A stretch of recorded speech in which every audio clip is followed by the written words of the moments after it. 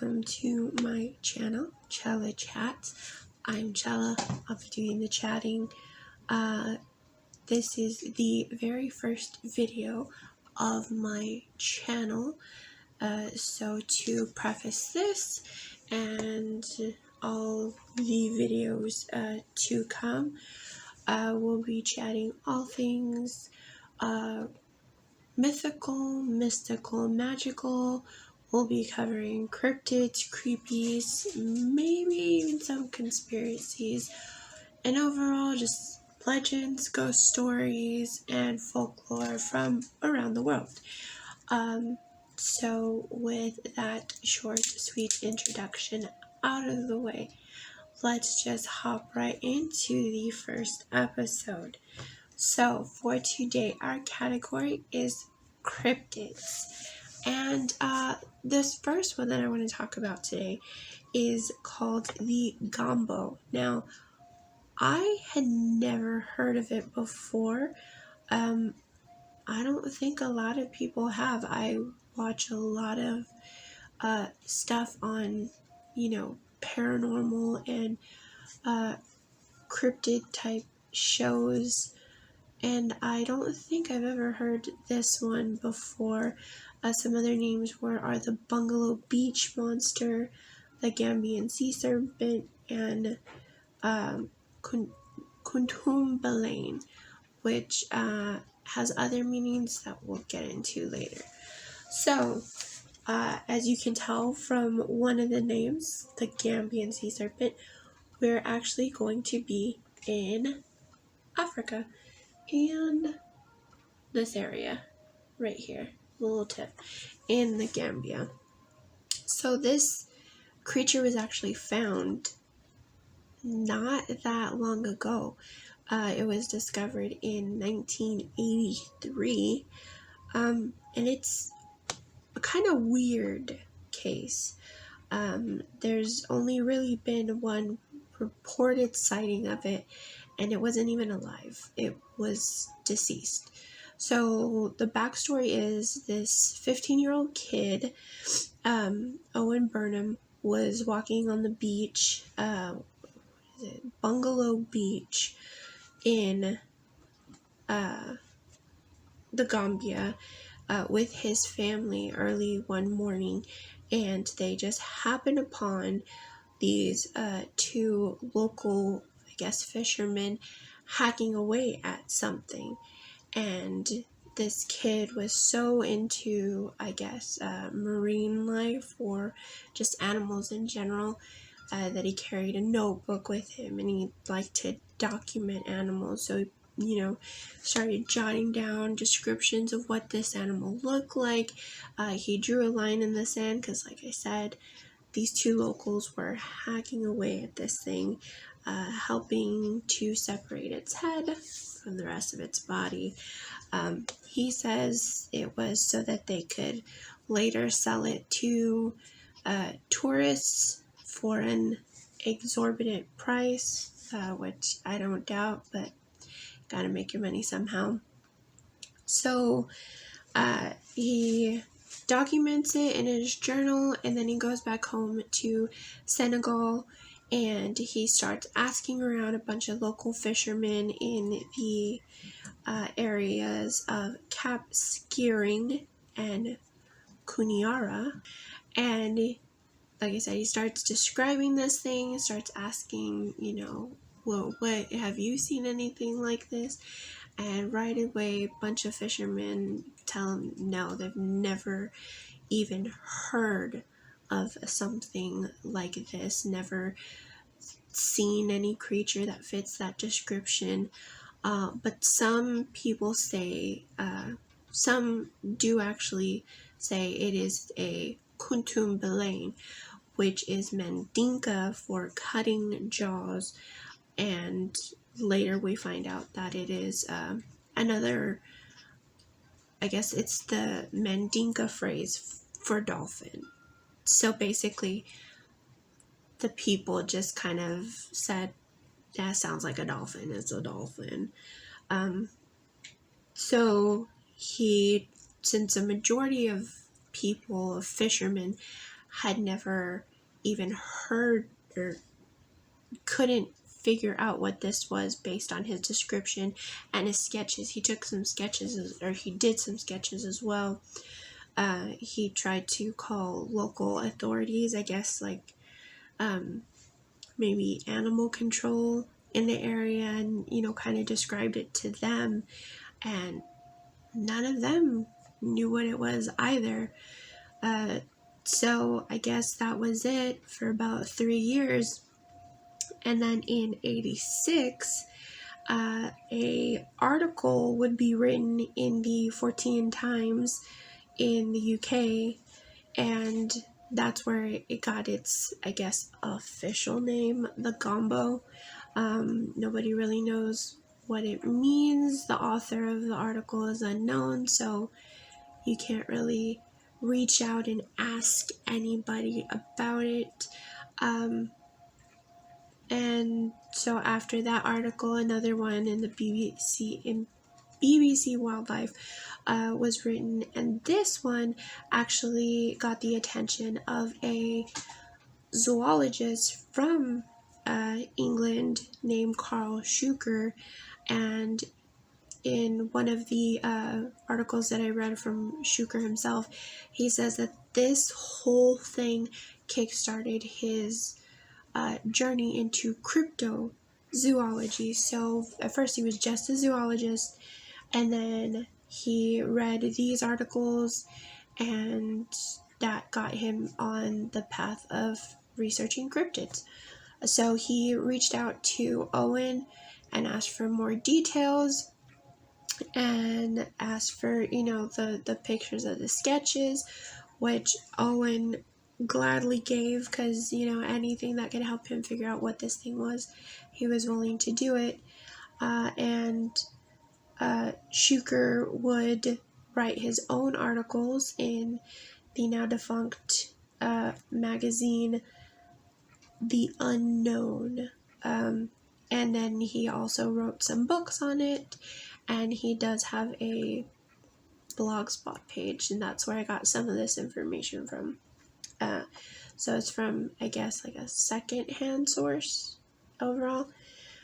So of course, once these articles came out, there were many people who were quick to say that that it was all just mistaken identity. They posited that it could be, you know, a whale, beaked whales, bottlenose dolphins, which are common to the area, maybe even crocodiles, and some other stuff. And then, of course, there's a few that think is a hoax altogether. So, the Gambo. Owen says it was about 15 to 16 feet long total. So, from head to the tip of its tail, 15 to 16 feet long. Its head and its torso measured about 10 feet, and its body was about 5 feet around. So, it was kind of a girthy guy.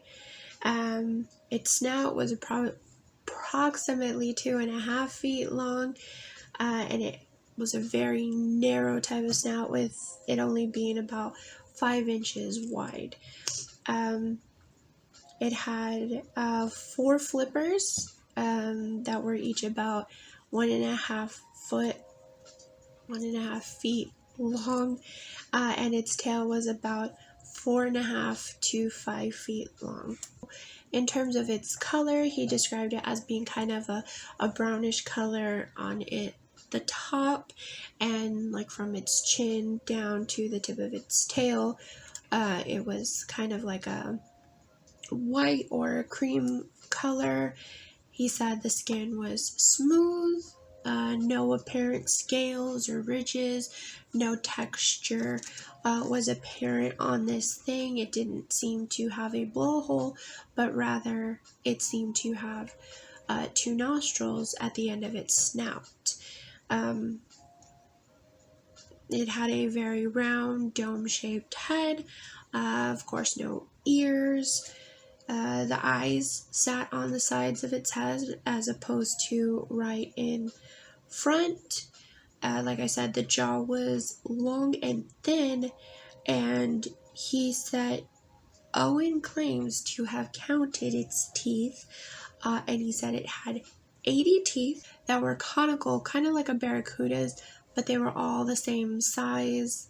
They were just all very uniform, unlike a barracuda's, which I'll try to put a picture of a barracuda's teeth, and those are all sorts of jacked up. But apparently this thing had very nice, white, sharp teeth. The flippers were described as being paddle-like, with no apparent nails or claws at the ends.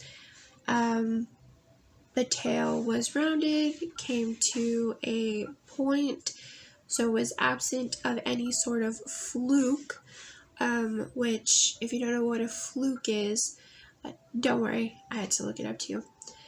Fluke is the end of a whale or dolphin's tail, and it actually helps them to be able to move in the ocean. This thing also did not have a dorsal fin, at least none that Owen could see. He said it didn't seem to really be damaged. One of the flippers apparently did look like it had been ripped off, so there was a bit of loose skin in that area, and he could see kind of into the creature, and he could see some large intestine-like organs, but he didn't see any bones. And he said that it took the locals, about 20 minutes to hack through its neck, because its vertebrae were very thick, as well as its meat and skin over it. He does admit that this thing had begun to bloat, and that it had begun to emit a foul odor. So that could kind of play a part in the whole mistaken identity theory, and I'll kind of touch on that more towards the end as well, so we will come back to that. So, like I said, once those articles came out, a lot of people wanted to say that it was mistaken identity, and they do give, some theories of what this could have been. So one of the first things is a shepherd's beaked whale. Now, shepherd's beaked whales can be brownish, olivish in color, with a white, creamy underbelly, and they do have a slightly domed head, so very round type of head.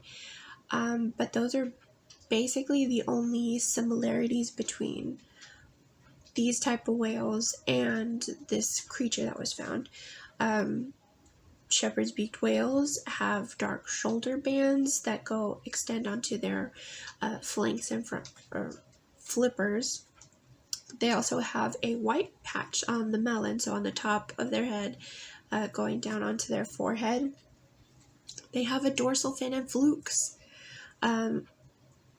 Some people say that maybe this thing was a whale or dolphin whose flukes had kind of worn down.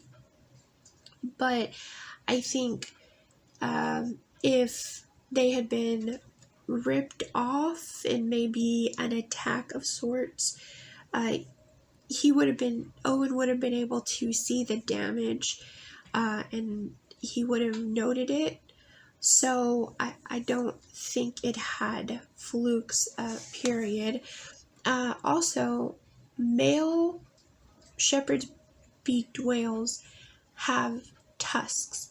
And I specify males because, so when Owen was observing this thing, he said he didn't see any sort of mammary glands, which would make it a female. But he also couldn't necessarily say that it was a male because that's the area where a lot of the damage was. So we're going to lean more towards this thing being a male. And like I said, shepherd's whales have tusks, and they can be about 21 feet long, the males. If this thing was a female, females are about 18 feet long, and calves are only about 10 feet long. So even if it was a female, still a little bit bigger, and if it was a calf, which would be a baby, it's a significant amount smaller. So take that for what you will. Also, shepherd's beaked whales are typically found deep in the southern hemisphere. They are notably around New Zealand and Tasmania, and can also be found around the southern tip of South America. So in much more cooler waters, this part of the Gambia, you can see, is right near the equator. And if you learned anything in science, is it science that we learned it? I think so. Is that areas that are closer to the equator are generally warmer overall. They don't get very cold. And so when you're further down here, you're more likely to experience much colder weather. So they prefer the cooler atmosphere. I read a thing that said that they like the crabs that are in that area. So, I mean, animals go where the food is. Also, shepherd's beaked whales in general, are very shy, solitary animals. They don't typically like to be around people. So actually, not much is known about beaked whales in general. And what is known comes from when carcasses are found, and they can, do descriptors off of carcasses. They're also very vulnerable to noise pollution, namely sonar, like from a submarine, the beacons, but also seismic activity, so like vibrations in the water. So they more than likely wouldn't be found in an area where there's a lot of hotels and resorts and fishermen, because there would be a lot of boats, a lot of movement in the water, a lot of noise on the beach. It's just not a scene that they would find themselves in. So I feel them on that. So to me, kind of completely takes them out of the picture. A lot of the descriptors aren't even the same. They just wouldn't be found in that scene. The scene is not for them. So yeah, moving on to the next one, Nile crocodile. Now, crocodiles are found Nile crocodiles are found in the Gambian River, but crocs are freshwater reptiles. They're not saltwater. And as you can see, the Gambia is right off of the Atlantic Ocean. So this thing would have been coming in from the Atlantic Ocean. So presumably it would be a saltwater animal, mammal, if you will, or reptile, whatever. But now crocodiles have long, thin snouts. They have thick, white, conical shaped teeth. They can be a brownish greenish color with a lighter, softer toned underbelly, and adults do average about 16 feet long, and that's both male and female. So, I mean, that's something to think about. But like I said, they wouldn't be necessarily found in that area. Also, they have rough, scaly skin, very textured. Like I said earlier, this thing was smooth, and there was no apparent signs of any sort of texture on the skin. They also have a kind of triangular, or to me a trapezoidal shaped tail that has darker colored crossbands going all the way down it, as well as ridgy spines going all the way down. And the tail of this creature was just a smooth shaped tail all the way down to the tip. He didn't really describe coloration, so you would think it would probably be only one solid color. Also, crocodiles do have digits. They do have little chubby arms with little claws at the end of them. And this thing had paddle-like arms. So, I mean, lengthwise, color, mouth shape, teeth shape, it all kind of fits, but skin texture, the fact that they're freshwater as opposed to saltwater, and that they have fingers, I don't know, kind of takes the Nile crocodile out of the running for me. A weird one that I saw was apparently some people posited that this thing could have been a manatee, which seems weird to me because the way he described this thing had absolutely no descriptors that would match a manatee.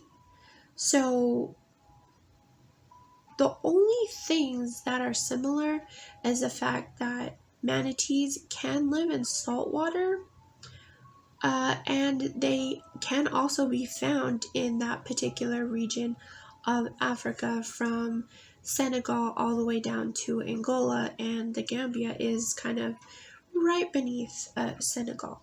So area fits, but nothing else does. I mean, manatees are only about 9 to 13 feet long.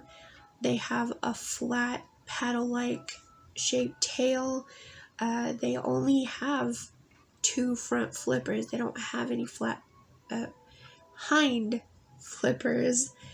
They have a short, wide snout that has whiskers, and their teeth.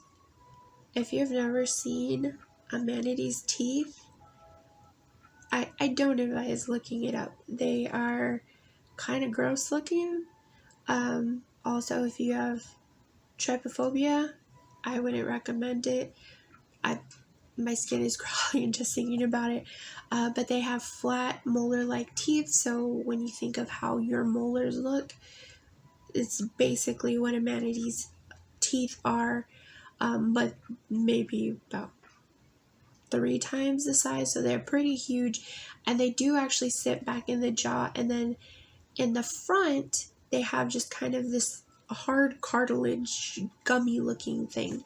So yeah, just doesn't fit the description at all. To me, the manatee is the most far-fetched. Even these other couple ones that I'm going to go over, the manatee just seems the most outrageous and out there. Whoever came up with that idea, it just is beyond me. So yeah, getting away from that, because it just doesn't jive with me at all. Let's move on to the fact that some have posited that it could be a living dinosaur. Have said it looks like a Chronosaurus, and those lived way back in the Cretaceous period, which is about 145 to 166 million years ago. So way back when. But they were significantly larger at about 33 feet from tip of snout to tip of tail. Of course, if this thing is a descendant of the Kronosaurus, evolution could have shrunk it to help it streamline better through the oceans, competing with ships and everything. In that same vein, Owen thinks that, or has stated that, if it was a living dinosaur, he thinks it looks more like an ichthyosaur, which I'll try to put a picture of that up as well. Ichthyosaurs are flatter, at least in the sketches that I saw. They're flatter, and they do have a tail with a fluke at the end. Once again, evolution could have done away with that. They do have did have 4 flippers. They had the long, narrow snout with the sharp cone-shaped teeth.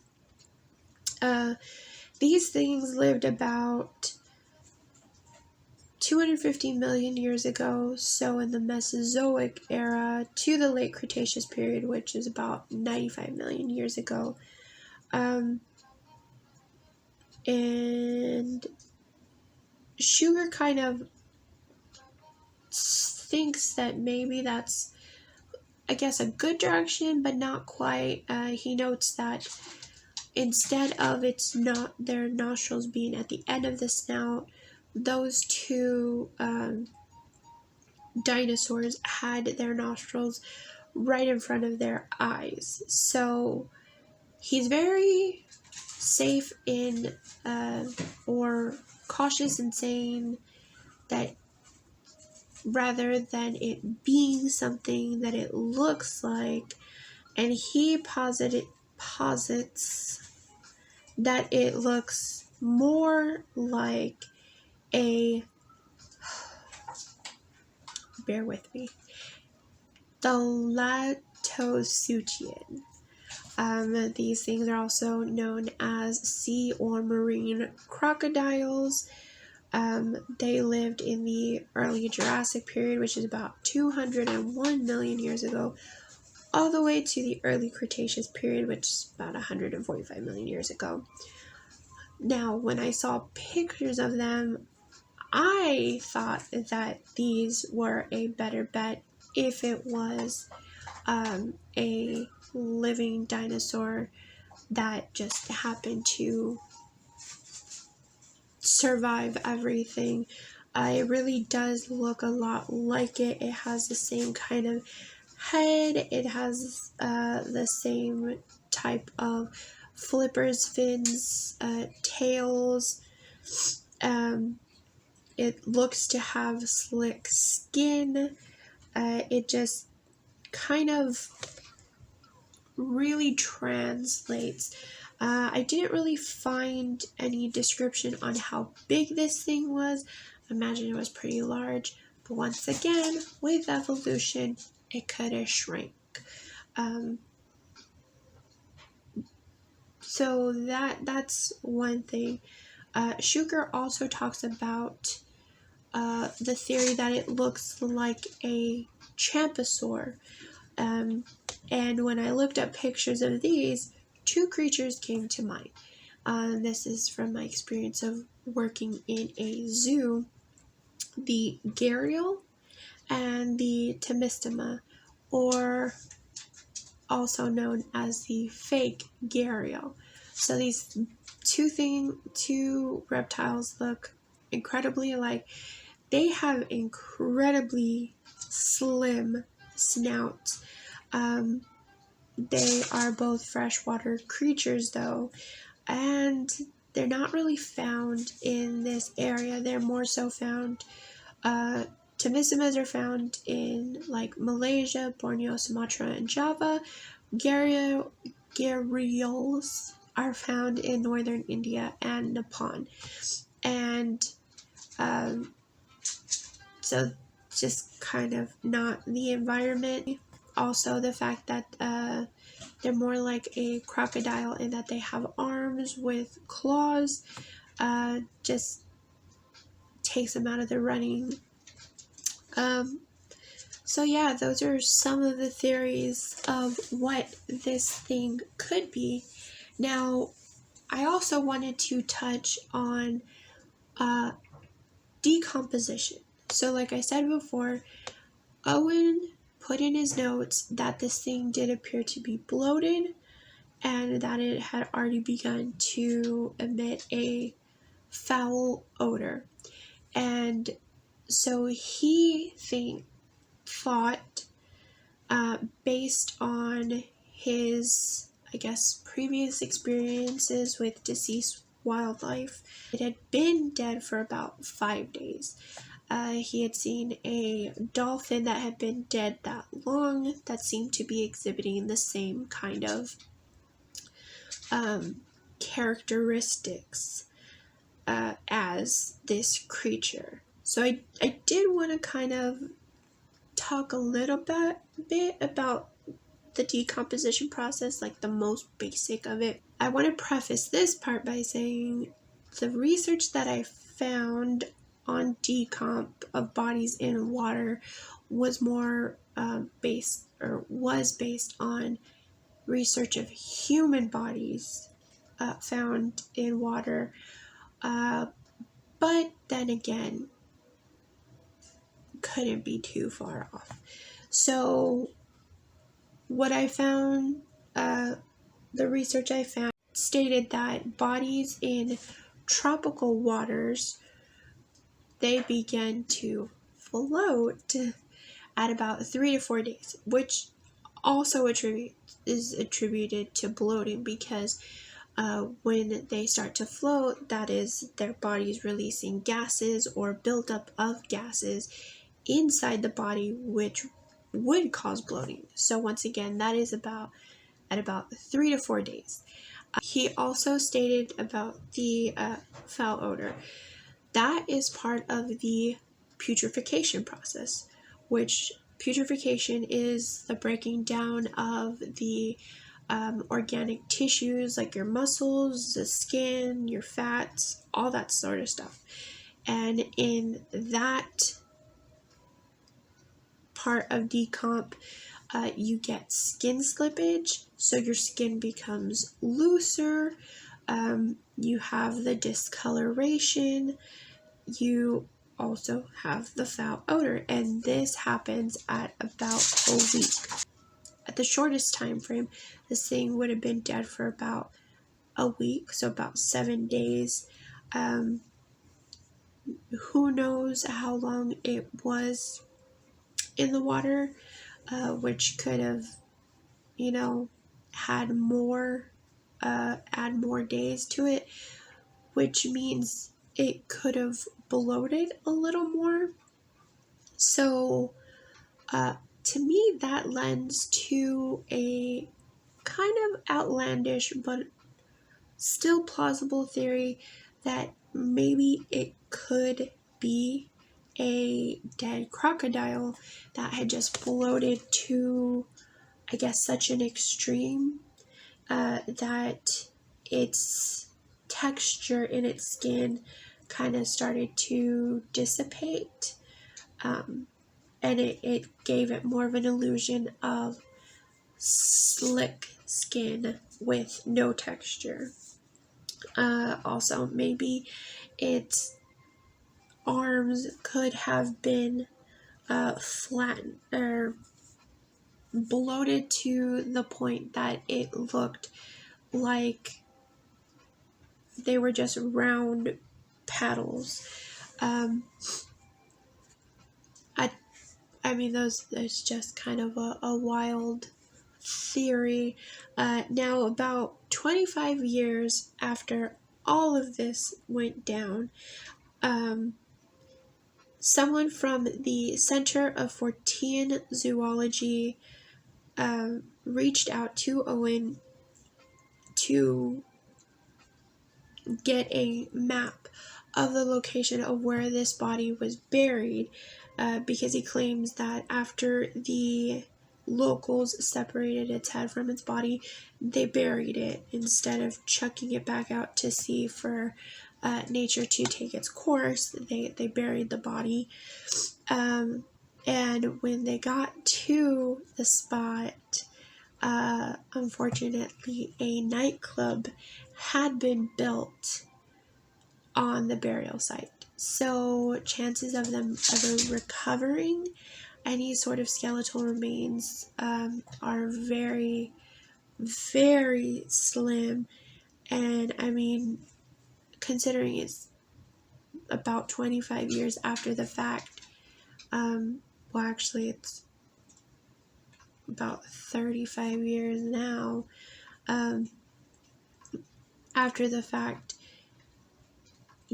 there's so much death and decomp that has washed ashore.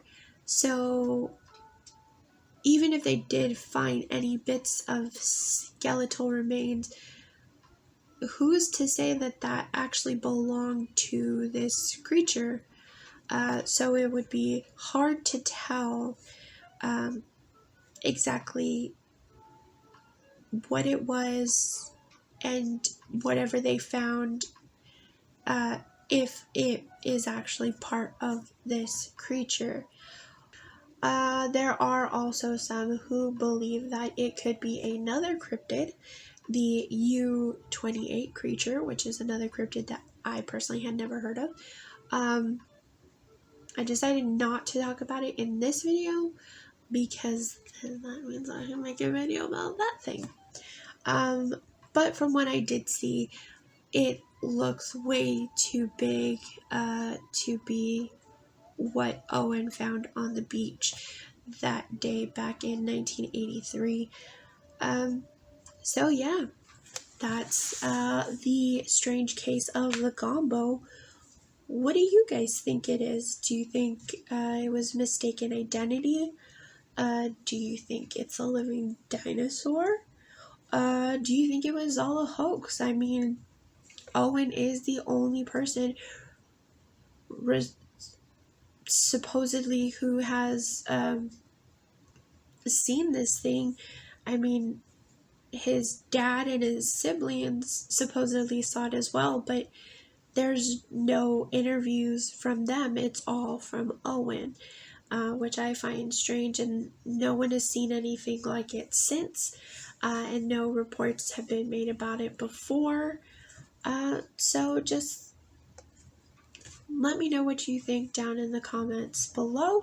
If you like this video, give me a like, maybe consider subscribing. And I will also link some socials down in the description box below. So once again, I have been Chella. It has been a pleasure chatting with you. See y'all next time.